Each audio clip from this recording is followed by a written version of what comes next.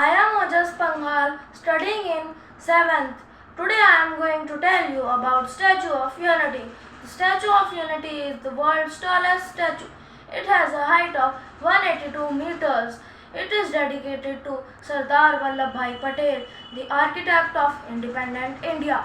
It is situated on an island in Kevadia, the state of Gujarat. It was opened for tourists in 31st October 2018.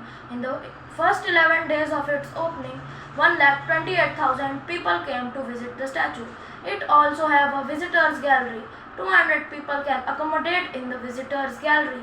We can see Sardar Sarovar Dam situated on Narmada River from the visitors gallery.